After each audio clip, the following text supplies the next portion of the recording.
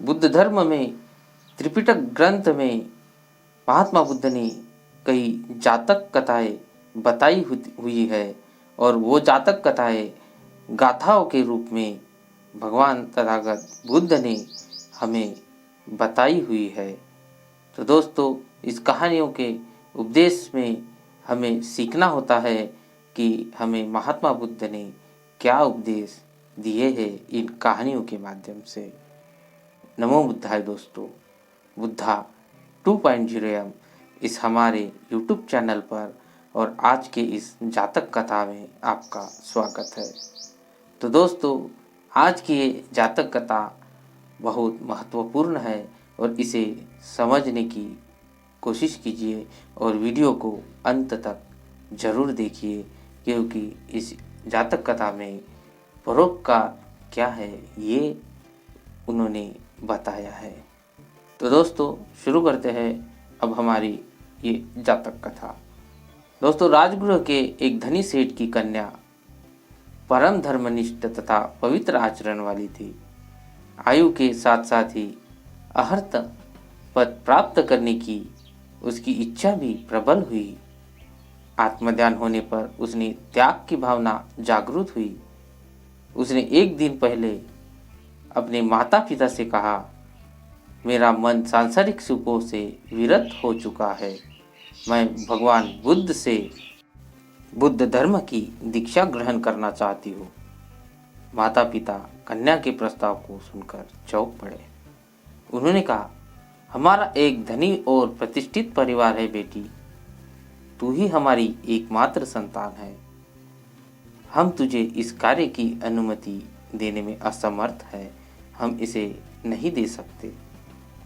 जब बार बार प्रयत्न करने पर भी वह अपने माता पिता की अनुमति ना पा सकी तो उसने सोचा कि विवाह के उपरांत दूसरे परिवार में जाकर मैं अपने पति की अनुमति से दीक्षा ले लूंगी। इस प्रकार कन्या का विवाह बड़ी धूमधाम से संपन्न हुआ। अपने नए घर में जाकर वह कन्या परम पति परायण, सती और दयावती नारी सिद्ध हुई। एक बार नगर में बहुत बड़ा उत्सव था।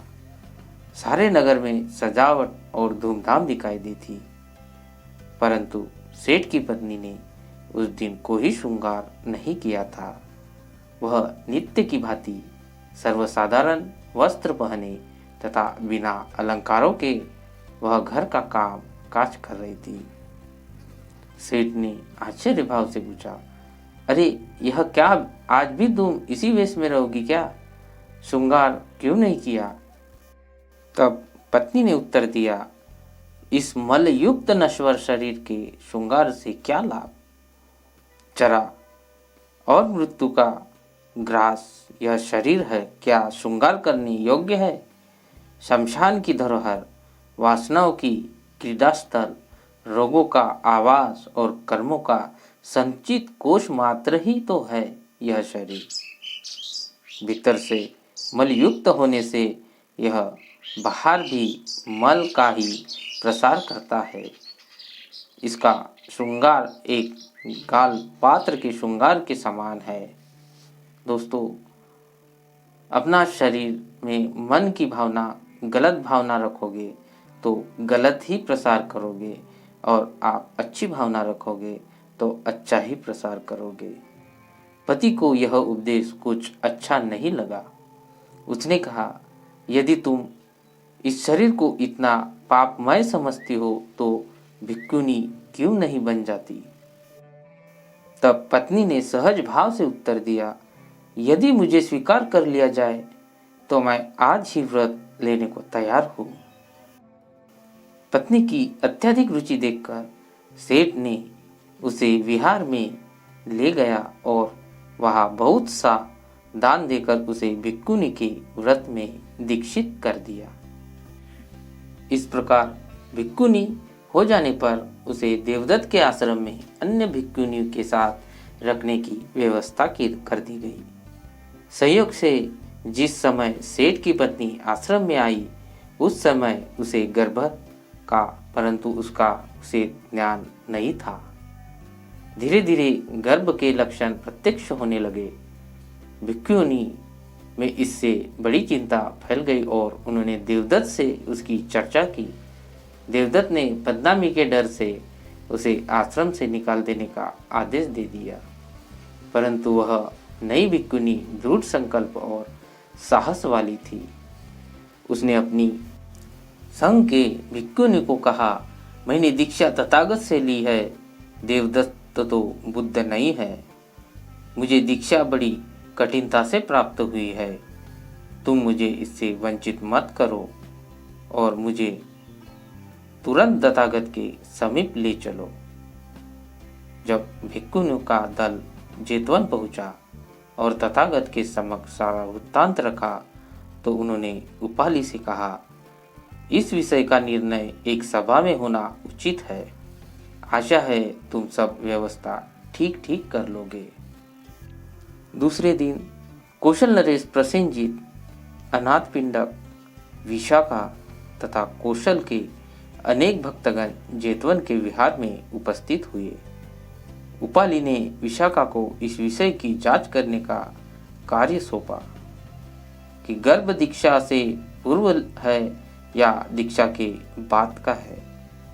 विशाखा ने भिक्षुनों को एकांत में ले जाकर उससे बात की तथा उसकी परीक्षा करके यह घोषणा की कि गर्भ दीक्षा से पूर्व का है। इस प्रकार वह भिक्षुनी निर्दोष मानी जाकर पुनः आश्रम में भेज दी गई। उसके गर्भ के पूरे महीने हो जाने के बाद उस पर उसको एक पुत्र हुआ। एक दिन मगध के राजा को आश्रम में एक बालक के रोने की शब्द सुनाई दिया। उन्होंने जब यह जाना कि एक भिक्षुनी माता हुई है तो उस बालक को मांगकर ले गए। मगध के राजमहल में बालक का राजकुमारों की भांति लालन पालन हुआ। इस बालक में असाधारण ज्ञान के लक्षण बहुत थोड़ी आयु में ही प्रकट हो गए और 7 वर्ष का होने पर उसे तथागत ने अपनी शरण में ले लिया। यही ज्ञानी भिक्षु कश्यप अथवा राजकुमार कश्यप के नाम से प्रसिद्ध हुआ। अरहंत तथागत भगवान बुद्ध के समक्ष चर्चा चलने पर उन्होंने कहा, तथागत ने इसी जन्म में माता और पुत्र की रक्षा नहीं की है, इससे पूर्व भी उन्होंने ऐसा ही किया था। भिक्षुनी रूपी हिरनी की प्राण रक्षा भगवान ने ही की थी। ऐसा कहकर उन्होंने पूर्व जन्म की कथा सुनाई। भगवान तथागत बुद्ध ने गाथाओं के माध्यम से यह कथा सुनाई। एक बार जब काशी में राजा ब्रह्मदत्त राज्य करता था, बोधिसत्व का जन्म एक मृग के रूप में हुआ था। जन्म से ही इस मृग का शरीर सोने के रंग का था। इसकी आंखें रत्नों की भांति चमकती थी। इसके सींग चांदी की भांति श्वेत रंग के थे। उसका मुख रक्त वस्त्र की पोटली के समान तथा उसको पूंछ सुरा गाय की पूंछ के सदृश थी, जिसके साथ 500 तरुण हिरणों तथा हिरनियों का समूह था। लोग उसे निग्रोध मृगराज कहते थे। निकट में ही मृगों का एक दूसरा समूह भी रहता था। इससे सरदार के शरीर का भी रंग सोने का था। उसे लोग शाखा मृग कहकर पुकारते थे। काशी के राजा को अखेट बहुत प्रिय था। वह अपना राजकाज छोड़कर वह प्राय की अखेट को चला आया करता था। राज्य के लोग ने सोचा कि राजा मृगाय के लिए राज्य का सब कामकाज छोड़कर चला जाता है, इससे हम सबको असुविधा होती है। क्यों न हम लोग राजा के उद्यान में ही वन के मृगों को हक लावे। ऐसा सोचकर उन्होंने उद्यान में बहुत सी घारा बोधी और मृगों को पीने के लिए पानी की भी व्यवस्था कर दी। जिसके पश्चात वे जंगल में गए और मृगों को घेरकर उद्यान में लाए। फाटक बंद हो जाने रो अब कोई मृग बाहर नहीं जा सकता था। एक बार राजा उद्यान में गया। वहां उसने अन्य मृगों के साथ बोधिसत्व स्वर्ण मृग को भी देखा। उस मृग के रूप और गुणों से प्रभावित हो उसने उसके वध का निषेध कर दिया। तुरंत वह स्वयं धनुष्य बाण लेकर उद्यान में जाता था और अन्य मृगों का शिकार नित्य ही किया करता था। तब बोधिसत्व ने मृगों की प्राण रक्षा के लिए एक उपाय निकाला। शाका मृग को बुलाकर उसने सलाह की और यह निश्चय किया कि अखेट की प्रथा बंद की जाए। एक मृग वध भूमि पर नित्य नियम पूर्वक भेज दिया जाए। नियम मान्य हो गया और राजा ने मृगों का शिकार बंद कर दिया। एक दिन एक गर्भिणी मृगी ने शाका मृग से कहा, आज मेरी बारी वध भूमि में जाने की है, परंतु मैं गर्भवती हूँ। मेरे साथ एक मृग की और भी हत्या हो जाएगी। आप मेरे स्थान पर किसी दूसरे मृग को भेज देने की व्यवस्था कर दे। तुरंत शाका मृग ने कहा, नहीं, आदेश का पालन करना ही होगा तुम्हें। यह तुम्हारा कर्तव्य है। बार बार आदेश बदलने से व्यवस्था नष्ट हो जाती है। इस क्रूर निर्णय को सुनकर मुर्गी निराश हो गई। तुरंत उसने साहस नहीं छोड़ा और बड़ी आशा के साथ बोधिसत्व से अपनी व्यथा निवेदन की। बोधिसत्व ने कहा, तू निर्भय रह, मैं दूसरी व्यवस्था कर दूंगा। मुर्गी प्रसन्न होकर चली गई। दूसरे दिन वधिक ने राजा से निवेदन किया, महाराज, वध भूमि पर आज निग्रोध मृग उपस्थित है जिसे मारने का आपने निषेध किया है। राजा को बड़ा आश्चर्य हुआ। वह हाथी पर चढ़कर वध भूमि पर पहुंचा। निग्रोध मृग को देखकर राजा ने कहा, हे मृगराज, मैंने तुम्हें प्राणदान दिया था, फिर तुम्हारे इस स्थान पर आने का कारण क्या है? बोधिसत्व ने कहा, हे राजन, मेरे पास एक मृगिनी आकर कहा कि मैं गर्भवती हूँ, अंततः मेरे स्थान पर किसी दूसरे मृग को भेजने की व्यवस्था की जाए। उसकी जीवन रक्षा के लिए मैं स्वेच्छापूर्वक अपने को अर्पित कर रहा हूँ। आप इसका कुछ और अर्थ ना समझे। राजा ने कहा, हे मृगराज, मैंने इतना बड़ा त्याग करने वाला व्यक्ति मनुष्य में कभी नहीं देखा है। तुम धन्य हो। मैं तुमसे बहुत प्रसन्न हूँ और हमारे साथ उस मृगी को भी अभय दान करता हूँ मैं। अब तुम्हारी और उस हिरनी की प्राण रक्षा करना मेरा कर्तव्य है। तब बोधिसत्व ने कहा, हे राजन, दो की प्राण रक्षा से क्या होगा? शेष तो मृत्यु मुख में हो जाएगी।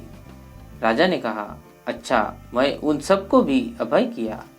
बोधिसत्व ने फिर कहा, इससे तो उद्यान के हिरणों की प्राण रक्षा हुई, परंतु उद्यान से बाहर वाले बानों का लक्ष्य बनेंगे ही। राजा ने कहा, अच्छी बात है, मैंने संपूर्ण मृग जाति को अभय किया। तब बोधिसत्व ने कहा, हे राजन, तेरी दया अपार है, परंतु दया में कृतज्ञता अच्छी नहीं। मृगों की रक्षा होने पर भी अन्य चतुष्पद विपरीत ग्रस्त रहेंगे। राजा ने कहा, हे लोक कल्याण कामी, तेरी प्रसन्नता के लिए मैं समस्त चतुर्पद जगत को अभय दे देता हूँ। इसी प्रकार बोधिसत्व ने राजा से जलचर, नभचर और थलचर समाप्त जीवों को अभयदान दिला दिया। अंत में बोधिसत्व ने पंचशील का उपदेश प्राप्त कर राजा ने अपने महल को लौट गया। बोधिसत्व जीवों को अभयदान दिलाकर अपने अनुयायी सहित पुनः वन में चले गए। समय आने पर मृगी ने एक सुंदर शावक को जन्म दिया। जब वह बड़ा हुआ तो उसकी माँ ने उसे उपदेश रूप में उपरोक्त कथा सुनाई और बताया कि बोधिसत्व ने कैसे हिरनौटे और हिरनी का प्राण रक्षा की है। दोस्तों, इस जातक कथा के अंत में भगवान बुद्ध ने कहा, इस जन्म का देवदत्त ही उस जन्म में शाखा मृग था, आनंद काशी का राजा था, भिक्खुनी गर्भिणी हिरनी थी और उसका बालक राजकुमार कश्यप मृग शावक था। मैं स्वयं तो निग्रोध मृग था ही। तो दोस्तों, ये कहानी, ये जातक कहानी आपको कैसी लगी, ये हमें नीचे कमेंट बॉक्स में ज़रूर बता देना। और इस कहानी के माध्यम से आपको क्या सीखने को मिला, ये हमें नीचे कमेंट बॉक्स में ज़रूर बता देना। और कहानी अगर अच्छी लगी हो तो इसे शेयर ज़रूर कर देना। और अभी तक आपने वीडियो को लाइक और चैनल को सब्सक्राइब करके बेल आइकन प्रेस नहीं किया हो तो कर दीजिए दोस्तों, ताकि हमारे आने वाले वीडियो आपको सबसे पहले मिल सके। तो दोस्तों, मिलते हैं अगले वीडियो में। तब तक के लिए नमो बुद्धाय, जय भीम। आप जहाँ भी रहे खुश रहे और खुशियाँ बांटते रहे और अपना ध्यान रखें।